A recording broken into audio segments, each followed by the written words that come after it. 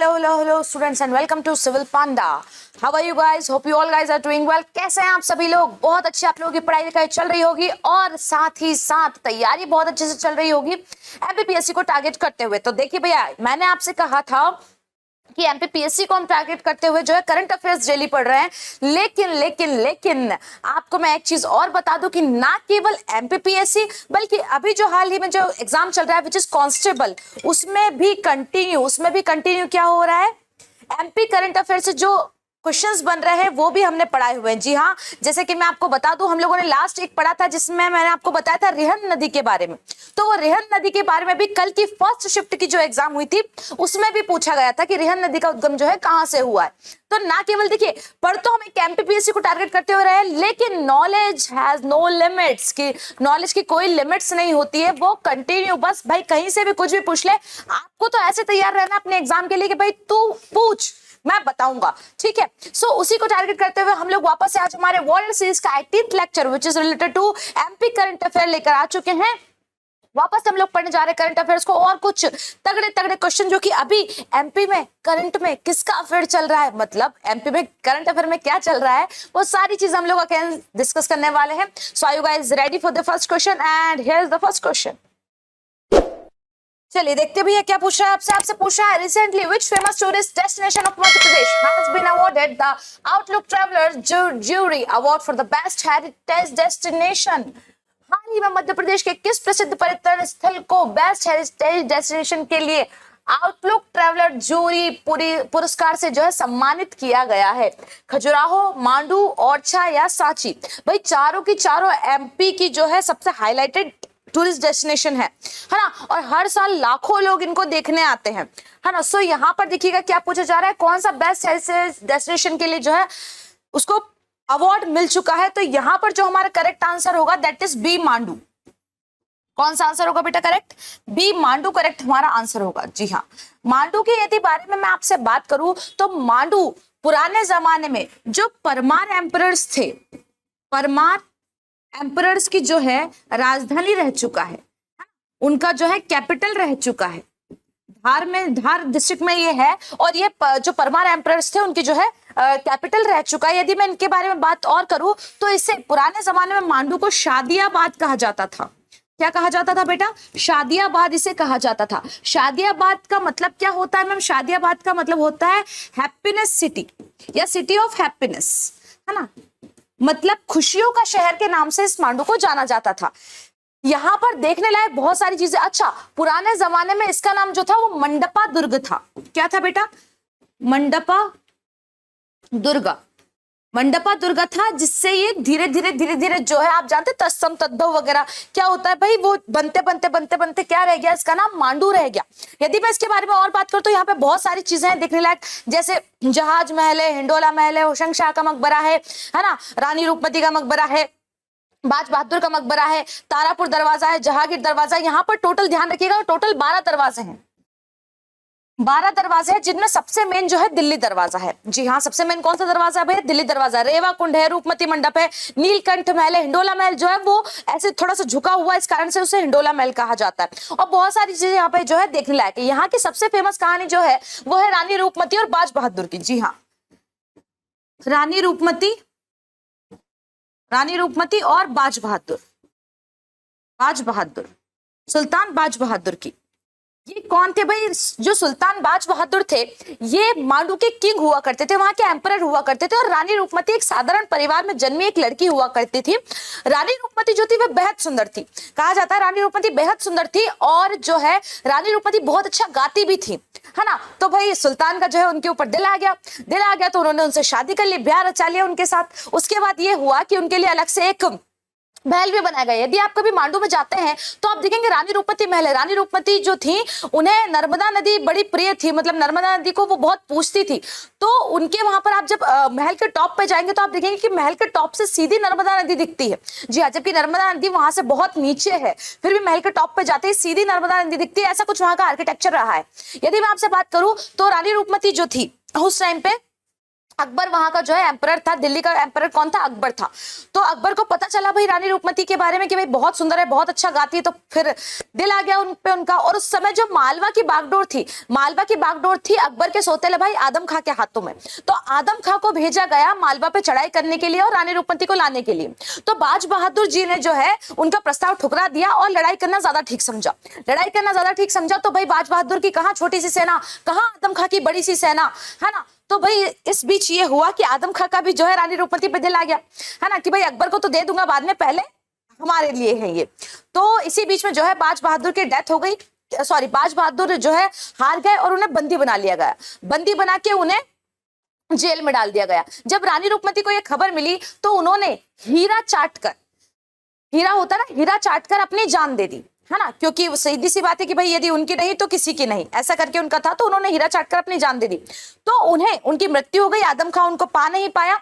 उन्हें जो है दफनाया गया है। उनका जो मकबरा बना हुआ है वो बना हुआ है सारंगपुर में, है ना। इन दोनों का मकबरा मैं आपको बता दूं, इन दोनों का मकबरा जो है सारंगपुर में बना हुआ है।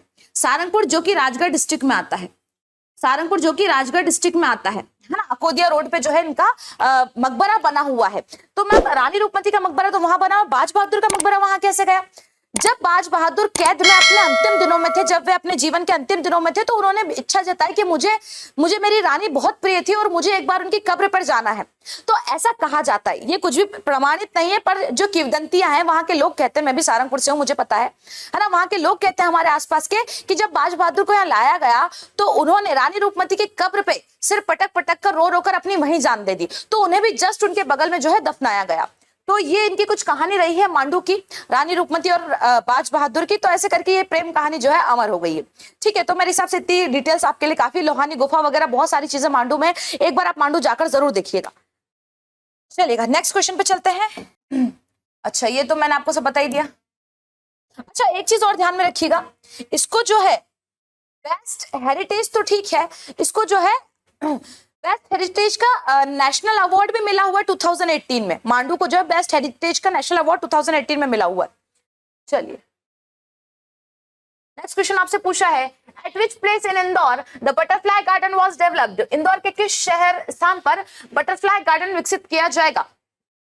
सिरपुर लेक, यशवंत सागर लेक, सांख्या सागर लेक या भोजा वेटलैंड? बताइए। बहुत सारी चीजें हैं जो आपको मांडू की, मतलब अच्छा एक बात और याद रखना, मांडू का जो फर्स्ट इस्लामिक एम्परर था वो होशंग शाह था। कौन था बेटा? होशंग शाह। होशंग शाह गोरी जो था वहां का फर्स्ट इस्लामिक एम्परर था मांडो का। शायद 1408 से 1435 तक रहा था जहां तक मुझे याद आ रहा है। हाँ बट यही है कि वहां का फर्स्ट जो इस्लामिक एम्परर था वो होशंग शाह गोरी था। 1408 से लेकर 1435 तक वो रहा था। ठीक है चलेगा, तो इसके बारे में मैं आपको बताती हूँ। भाई ये जो है इंदौर के किस स्थान पर बटरफ्लाई गार्डन विकसित किया जा रहा है? तो ये किया जा रहा है बेटा सिरपुर लेक पे। सिरपुर तालाब जो है वो धार रोड पर स्थित है और ये एक कृत्रिम या कहो मानव निर्मित तालाब है, लेक है ना। यहाँ पर जो है बटरफ्लाई गार्डन बनाया जा रहा है। 2 एकड़ समथिंग में जो है ये बटरफ्लाई गार्डन बनाया जा रहा है। अच्छा इसे 2022 में, सिरपुर लेक को 2022 में 2022 में जो है रामसर साइट बनाया जा चुका है ना।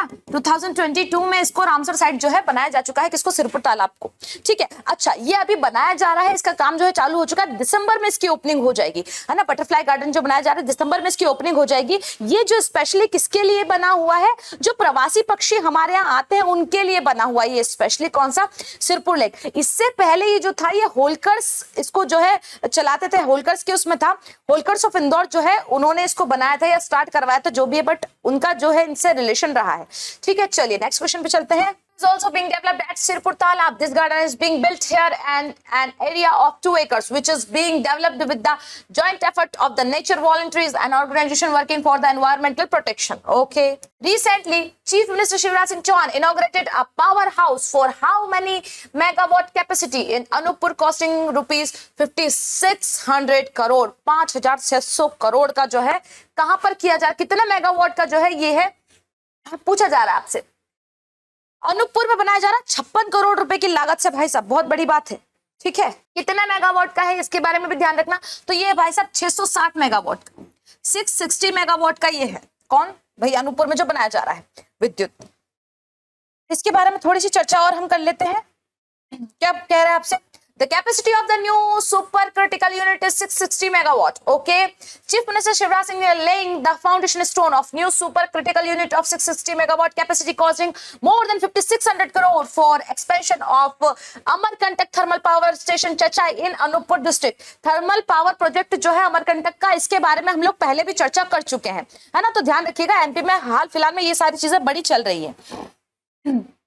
नेक्स्ट आपसे पूछा जा रहा है, recently which city's Reena Gurjar has won the gold medal in the World Police Fire Games?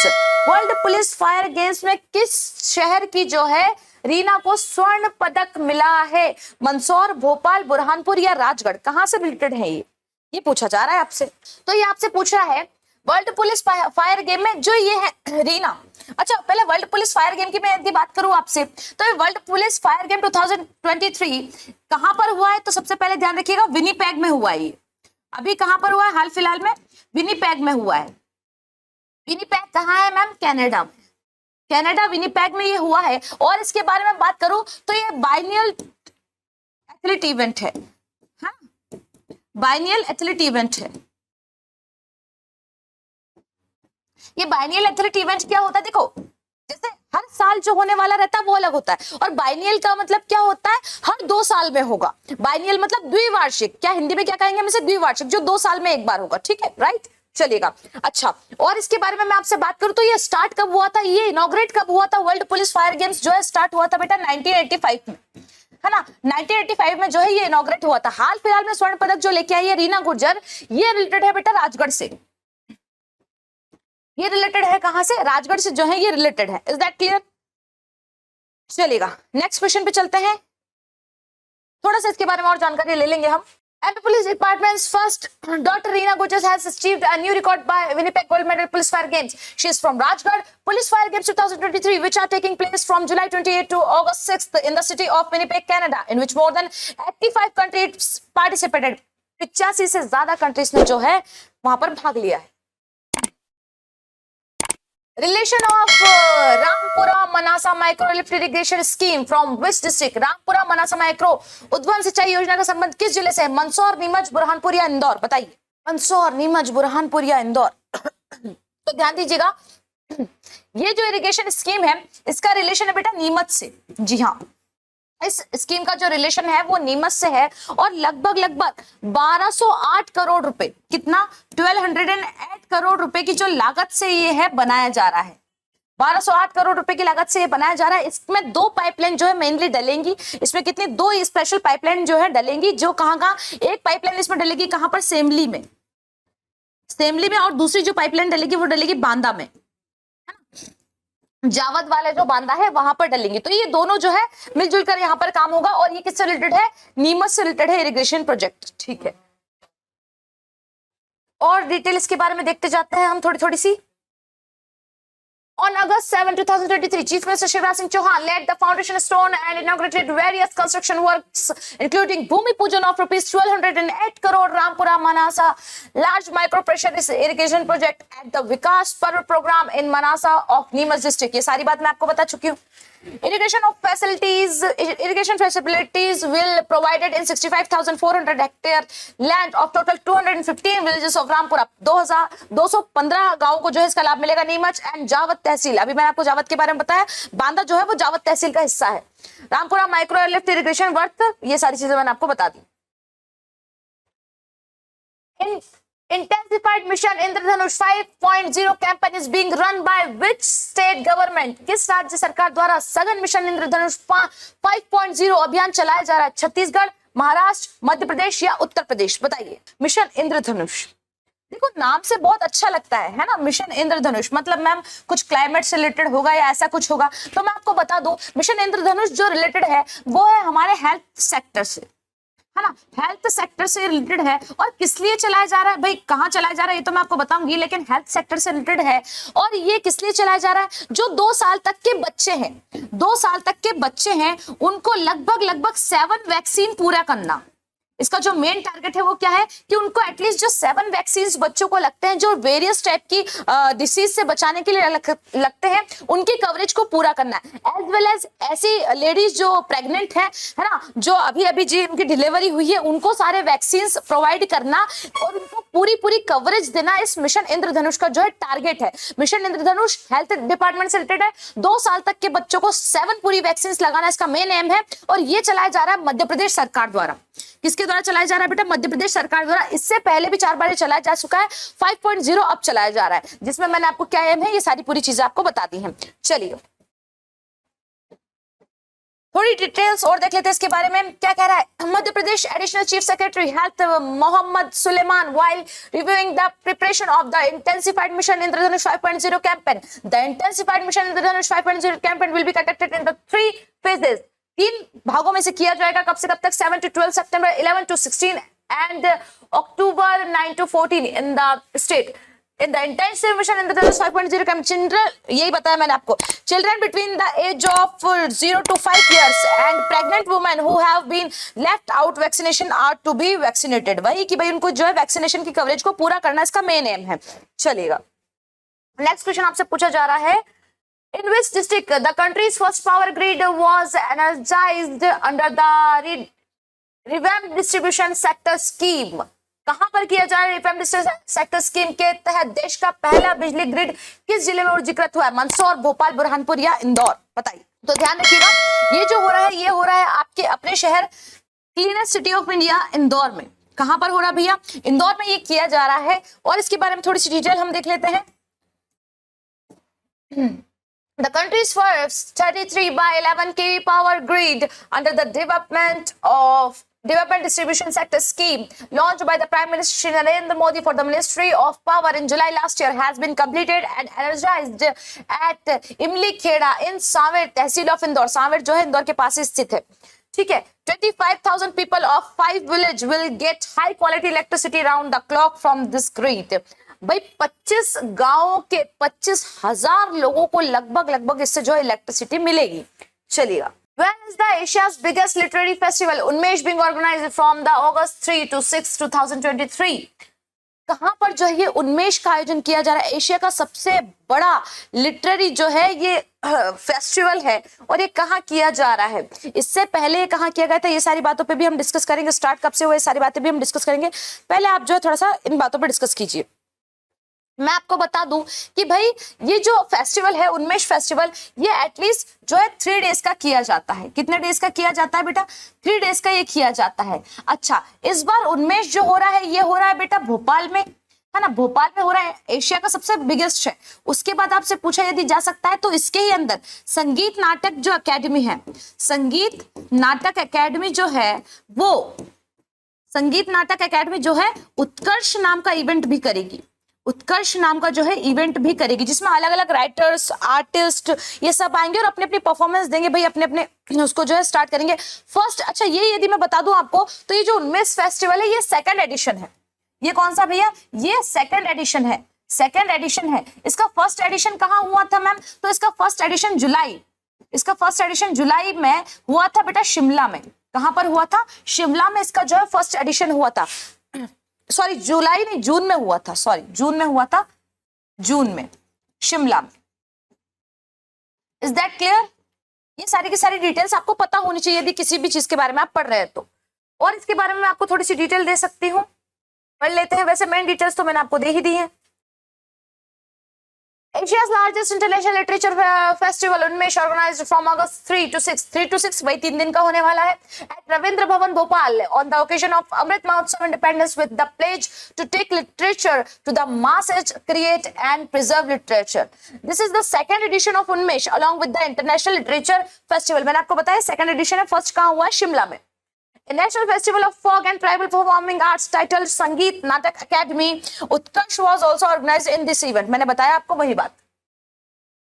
9th question, how much amount will now be provided to the farmers under the Chief Minister किसान कल्याण योजना? किसान कल्याण योजना में अब कितने और पैसे जो है दिए जाएंगे? किनको? किसानों को, फार्मर्स को जो है दिए जाएंगे। तो पूछा जा रहा है आपसे किसान कल्याण योजना में किसानों को अब कितनी राशि प्रदान की जाएगी? 6,000, 7,000, 8,000 या 10,000? तो किसानों को अब जो राशि प्रदान की जाएगी बेटा वो है 6,000। कितनी राशि प्रदान की जाने वाली है किसानों को? 6,000 की राशि जो है फार्मर्स को दी जाएगी इस योजना में, है ना, इस स्कीम में। और थोड़ी सी डिटेल्स के बारे में हम देख लेते हैं, इस स्कीम के बारे में क्या है, इसके बारे में डिटेल्स पूछ रहा है आपसे। This approval has been given to pay the 6,000 to eligible farmers from the financial year 2023-24 under the Mukhyamantri Kisan Yojana. 4,000 was paid rupees earlier. पहले 4,000 दिए जाते थे, अब 6,000 दिए जा रहे हैं। ठीक है। In which district of Madhya Pradesh the new सैनिक स्कूल will be built? मध्य प्रदेश के किस जिले में नया सैनिक स्कूल बनाया जाएगा? मंदसौर, भोपाल, बुरहानपुर या भिंड? इससे पहले भी एक सैनिक स्कूल ऑलरेडी एमपी में है। मैं आपको बता दूं नया क्यों कहा जा रहा है इसको, क्योंकि ऑलरेडी एमपी में जो है एक और सैनिक स्कूल है, और वो कहाँ है भैया? रीवा में। ठीक है, एक ही सैनिक स्कूल है एमपी में, रीवा में। तो अब कहाँ बनाया जा रहा है? तो अब ये बनाया जा रहा है बेटा भिंड में। कहाँ बनाया जा रहा है? ध्यान दीजिएगा इस बात पे, भिंड में जो है ये सैनिक स्कूल बनाया जा रहा है। ओके, इसके बारे में थोड़ी सी डिटेल और देखते हैं हम। The cabinet approved the construction of Sainik School at Malanpur in Bhind. Sainik School will be constructed with 100 crore received from the Defence Research and Development Organization. Budget provision will be made by Madhya Pradesh government in for furniture and operation for Sainik School. ये सारी चीजें तो normally है, सब जगह होता है। चलिए नेक्स्ट क्वेश्चन क्या पूछा है आपसे? Which state share the most border of Madhya Pradesh? Madhya Pradesh की सीमा का अधिकांश भाग किस राज्य में मिला हुआ? किससे सबसे ज्यादा जो है बॉर्डर शेयर करता है? आप जानते हैं 5 राज्यों से जो है बॉर्डर शेयर करता है। कौन कौन सा? एक तो हो जाता है हमारा यूपी, आरजे से शेयर करते हैं हम, सीजी से शेयर करते हैं हम, जीजे से शेयर करते हैं हम, और कौन सा बच गया? यूपी, आरजे, अच्छा एमएच, है ना, महाराष्ट्र से भी जो है हम शेयर करते हैं। इन 5 से शेयर करते हैं। तो इन 5 में 4 आपको यहाँ पे दिए हुए, मतलब इन 4 में से सबसे ज्यादा हम किसके साथ शेयर करते हैं ये आपसे पूछा जा रहा है, और सबसे कम किसके साथ शेयर करते हैं ये भी मैं आपको बता दूंगी। बताइए फटाफट।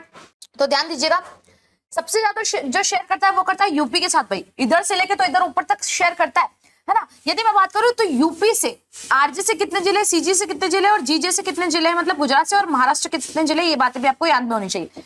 गुजरात से सबसे कम 2 जिले मिलते हैं हमारे। केवल कितने जिले मिलते हैं बेटा? गुजरात से सबसे कम जो है हमारे केवल 2 जिले मिलते हैं। यूपी में से सबसे ज्यादा हमारे 13 जिले मिलते हैं। राजस्थान की बात करूं तो हमारे 10 जिले सीमा शेयर करते हैं। सीजे हमारा प्यारा भाई साहब छत्तीसगढ़, इससे हमारे जो है 7 जिले मिलते हैं। कितने जिले मिलते हैं? 7 जिले जो है हमारे छत्तीसगढ़ से मिलते हैं। और बात करें महाराष्ट्र की, तो महाराष्ट्र से हमारे 9 जिले मिलते हैं। कितने जिले मिलते हैं बेटा? 9 जिले जो है हमारे 9 डिस्ट्रिक्ट उसके साथ बॉर्डर शेयर करता है। चलिएगा नेक्स्ट क्वेश्चन आपसे क्या कह रहा है? The total area of Madhya Pradesh is what percentage of the total area of countries? Madhya Pradesh का कुल क्षेत्रफल देश के कुल क्षेत्रफल का कितना है? ये तो बहुत नॉर्मल सा क्वेश्चन है जीके का, आपके पता होना चाहिए आपको। देखा एक ख्वाब तो ये सिलसिले हुए, दूर तक निगाहों में है गुल। यदि आपसे पूछा है कि यदि इंडिया पूरा 100% है तो एमपी उसका कितना परसेंट है ना? तो ध्यान दीजिएगा, एमपी उसका क्षेत्रफल में, एरिया में 9.37% है। एरिया में कितना परसेंट इसका? 9.37% जो है एमपी है। चलिएगा और बात करते हैं इसके बारे में। Where is the power research center? विद्युत अनुसंधान केंद्र कहाँ है? एमपी का विद्युत अनुसंधान केंद्र, पावर रिसर्च सेंटर जो है वो कहाँ पर है? ये पूछा जा रहा है आपसे, ये आपसे जो है पूछा जा रहा है। बताइए जल्दी जल्दी। तो आप बहुत अच्छे से जानते होंगे मैम पावर रिसर्च सेंटर। इससे पहले भी हम कुछ सेंटर्स की बात कर चुके हैं जो कि स्पेशली कहाँ पर थे। आप कहेंगे मैम वो स्पेशली थे हमारे इंदौर में, लेकिन फिलहाल यदि मैं इसकी बात करूँ तो ये इंदौर में नहीं है, ये आपका जो है बेटा भोपाल में है। कहाँ पर है ये? भोपाल में है सेंटर। कौन सा? Power research centre. चलिएगा नेक्स्ट क्वेश्चन पे चलते हैं। On which energy source the maximum dependence in मध्य प्रदेश? मध्य प्रदेश में सर्वाधिक निर्भरता किस ऊर्जा साधन पर है? सबसे ज्यादा निर्भरता, सबसे ज्यादा हम डिपेंड कौन से जो है सोर्स पर है? एनर्जी सोर्स पर। Hydro power, thermal power, atomic energy या सोलर एनर्जी? एटॉमिक एनर्जी पर तो हम बिल्कुल नहीं है ना। आप बहुत अच्छे से जानते हैं एटॉमिक एनर्जी के बारे में, हमने इससे पहले भी इतना नहीं पढ़ा है। हाइड्रो पावर का, जल विद्युत के आपने कितने जो है स्कीम्स जो है इरिगेशन प्रोजेक्ट पढ़े हैं? तो आपने बहुत कम पढ़े। सोलर एनर्जी के भी शायद एक आधी आपने पढ़ा होगा मुश्किल से। सबसे ज्यादा आपने जो पढ़े हैं वो पढ़े थर्मल पावर के। किसके पढ़े बेटा? थर्मल पावर के। आपको पता है विंध्याचल थर्मल पावर प्लांट जो कि सबसे बड़ा थर्मल पावर प्लांट है ना, इसके बारे में मैंने आपको बताया। तो सबसे ज्यादा हम डिपेंडेंट किस पे, थर्मल पावर पे, ताप विद्युत पे हम सबसे ज्यादा है। ताप विद्युत क्या होता है, ताप विद्युत मतलब जिसमें आपको जो है कोल से, है ना, कोल से जिसमें आप एनर्जी को करते हैं, एनर्जी बनाते हैं कोल से, ठीक है, चलेगा। हाइड्रो पावर जिसमें आप किससे बनाते हैं, हाइड्रो पावर में आप बनाते हैं जल से, पानी से। एटॉमिक में आप सब ये सारी चीजें तो आप जानते हैं। Tropic of Cancer passing through the middle of Madhya Pradesh passes parallel to which river? मध्य प्रदेश के बीच में से जो ट्रॉपिक ऑफ कैंसर है ना, मतलब कर्क रेखा जो गुजरती है वो कौन सी नदी के पैरेलल होती है ना, हमारे बहुत सारी नदी बहती है, तो कौन सी नदी के पैरेलल है? पैरेलल आप जानते हैं, जैसे ये दो लाइंस कैसे जा रही है भैया, पैरेलल जा रही है। तो ऐसी कौन सी नदी के पैरेलल जाती है? तो भैया ताप्ती, महानदी, गोदावरी, इनमें से कोई नहीं, नर्मदा नदी के पैरेलल जाती है। आप जानते हैं नर्मदा नदी जो है ऐसे निकलकर और ऐसे ऐसे ऐसे ऐसे बहती हुई बहती हुई बहती हुई बहती हुई बहती हुई और ऐसे चली जाती है, और ऐसे ही कुछ हमारी जो है ट्रॉपिक ऑफ कैंसर भी निकलती है, ठीक है। तो ये दोनों कैसी है भैया, एक दूसरे के पैरेलल है। आप जानते हैं 14 जो है हमारे यहाँ के 14 डिस्ट्रिक्ट से जो है होकर ट्रॉपिक ऑफ कैंसर गुजरती है। हमारे यहाँ के उज्जैन के मंगलनाथ मंदिर को जो है दो भागों में विभाजित, जो है मंगलनाथ मंदिर से जो है ये ट्रॉपिक ऑफ कैंसर होकर निकलती है, ठीक है, चलेगा। नेक्स्ट क्वेश्चन पे चलते हैं। Which is the first fully literate district of मध्य प्रदेश? मध्य प्रदेश का सर्वप्रथम पूर्ण साक्षर जिला कौन सा है? जबलपुर, विदिशा, इंदौर या रतलाम? बताइए भाई साहब, बहुत ही इंटरेस्टिंग क्वेश्चन है ये, है ना। सबसे ज्यादा यदि मैं कहूं हमारे यहाँ एमपी में एजुकेशन का हब यदि मैं जिसे कह सकूं तो वो है इंदौर, है ना, इंदौर। क्योंकि आप जानते हैं पूरे एमपी से यदि स्टूडेंट्स को किसी भी एग्जाम की पीएससी, एसएससी, इधर जो है अदर एग्जाम्स हो गए, एमपीएसआई वगैरह, तो सबके लिए वो कहाँ आते हैं? इंदौर में। इंदौर में भी स्पेशली भंवर कुआं, है ना, जैसे इंडिया का जो है एजुकेशन हब मुखर्जी नगर है दिल्ली का, वैसे एमपी का जो है भंवर कुआं है, जिसे अब टांटिया मामा चौराहा के नाम से जाना जाता है। तो सबसे ज्यादा लिटरेट डिस्ट्रिक्ट फर्स्ट कौन सी, फुली फर्स्ट लिटरेट डिस्ट्रिक्ट जो है हमारी वो है इंदौर। कौन सी बेटा? इंदौर, ध्यान रखिएगा। अच्छा, यदि आपसे फर्स्ट फुल्ली लिटरेट स्टेट पूछ ले इंडिया का, फर्स्ट फुल्ली लिटरेट स्टेट, तो वो कौन सा बेटा? केरला। कौन सा है? केरला है, ठीक है। हाँ, आप जानते हैं केरला में जो साक्षरता दर है वो पूर्ण है, ठीक है, चलिएगा। नेक्स्ट क्वेश्चन पे चलते हैं। नेक्स्ट क्वेश्चन क्या पूछा है? Tropic of Cancer passes through which, okay, हाँ, Tropic of Cancer passes through which city of Madhya Pradesh? Madhya Pradesh के किस नगर से होकर कर्क रेखा गुजरती है? भोपाल, जबलपुर, खंडवा या धार? कहां से होकर गुजरती है? बताइए जल्दी से। अच्छा, एक क्वेश्चन और बन सकता है आपसे, ये तो हम बात करें। यदि आपसे पूछ लिया जाए एमपी का फर्स्ट फंक्शनली लिटरेट कौन सा है? फंक्शनली लिटरेट, है ना, फंक्शनली लिटरेट डिस्ट्रिक्ट आपसे पूछ ले तो मंडला है बेटा। कौन सा है? मंडला। फुल्ली फंक्शनल लिटरेट जो है डिस्ट्रिक्ट कौन सा है? तो मंडला है। यहां पर आपसे पूछा जा रहा है भोपाल, जबलपुर, खंडवा या धार कहां से होकर गुजरती है इन चारों में से? तो भैया आप जानते हैं जबलपुर, खंडवा और धार, इनसे जो है इसका कोई लेना देना है। कहां से होकर गुजरती है? भोपाल। कहां से होकर गुजरती है भैया? भोपाल। चलिए नेक्स्ट क्वेश्चन पे चलते हैं।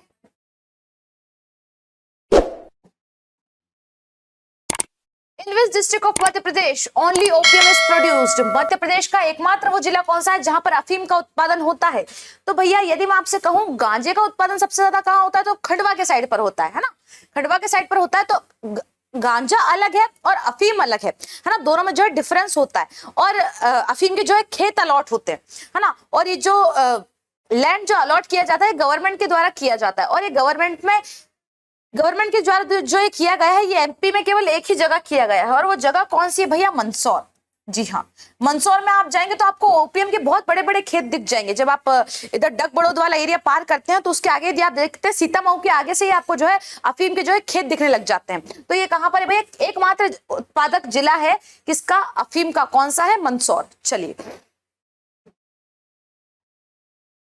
नेक्स्ट क्वेश्चन आपसे पूछ रहा है the state tree of Madhya Pradesh is banyan tree, the state bird is दूधराज, which is the state animal of, state animal आपसे पूछा जा रहा है कि हमारे यहाँ का स्टेट एनिमल कौन सा है? स्वयं डियर, लेपर्ड, सांभर या लायन? बारहसिंगा, तेंदुआ, सांभर या शेर? बताइए कौन सा है? चलेगा, तो मैं आपको बता दूं, बहुत अच्छे से आप इस बात को जानते होंगे कि मैम हमारे यहाँ का जो स्टेट एनिमल है वो है बारहसिंगा, है ना। स्वयं डियर जिसे आप कहते हैं, इसको 12 सिंगा नाम क्यों दिया जाता है? बहुत सारे बच्चे सोचते हैं कि मैम इसको जो है इसके 12 सिंग होते होंगे। इसके 12 सिंग नहीं होते, बट जो इसके जो 2 सिंग होते हैं वो आगे जाके अलग अलग ब्रांचेस में डिवाइड हो जाते हैं, है ना, और वो कई बार 12 से 14 से 20 तक हो जाती है। इस कारण से इसे जो है 12 सिंगा कहा जाता है। इसे हमारे यहाँ का स्टेट एनिमल बनाया कब गया, ये भी आपसे पूछा जा सकता है। इन सभी को, ये जो banyan tree आपको दिया जा रहा है यहाँ पे स्टेट बर्ड के बारे में जो आपसे पूछा जा रहा है, इन सभी को जो है 1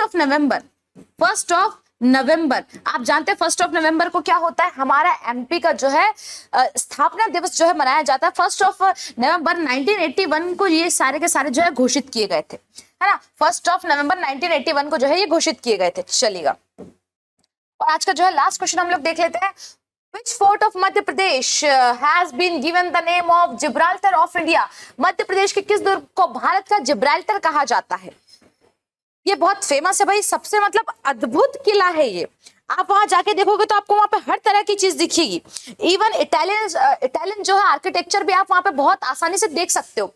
तो मांडू, मंदसौर, चंदेरी, ग्वालियर, इनमें से कौन सा? तो मांडू का जो बेटा रहा है, यदि मैं कहूं मांडू का जो पीरियड रहा है वो आज से लगभग ये समझो कि 14, 15, 16 सेंचुरी तक ही स्पेशली जो है मांडू का रहा है। उसके बाद मंदसौर, तो मंदसौर में केवल एक ही है, वो भी अलाउद्दीन खिलजी द्वारा बनाया गया फोर्ट था, उसका इससे कोई लेना देना नहीं जिब्राल्टर से। चंदेरी का भी इससे कोई लेना देना नहीं, लेकिन ग्वालियर का जो फोर्ट है, ध्यान रखना, ग्वालियर के फोर्ट को जो है जिब्राल्टर ऑफ इंडिया कहा जाता है ना। यहाँ पर बहुत अलग अलग जो है मानसिंह का किला बना हुआ है ना, सास बहू मंदिर बना हुआ है, ये सारी चीजें, as well as Italian architecture पे स्थित जो है एक महल भी बना हुआ है, जिसमें जो आज भी जो है रेस्टोरेंट टाइप काम करता है। आप वहां जाओगे भाई, बहुत एक्सपेंसिव है तो मत ही जाना, कॉस्टली है बहुत ज्यादा। चलेगा, सो हाँ, लेकिन जब आप डीसी बन जाएंगे तब जरूर जाना मैम को लेके साथ में। चलेगा, so thank you so much for watching. और यहाँ तक यदि आपने देखा है और आपको बहुत अच्छा लगा है, आपको कुछ नई जानकारी मिली है, तो जरूर फटाक से जो है वीडियो को लाइक कर दीजिए। और जल्दी जल्दी यदि आपको जो है इसकी पीडीएफ चाहिए तो मैम आपको पीडीएफ कहाँ पे मिलेगी?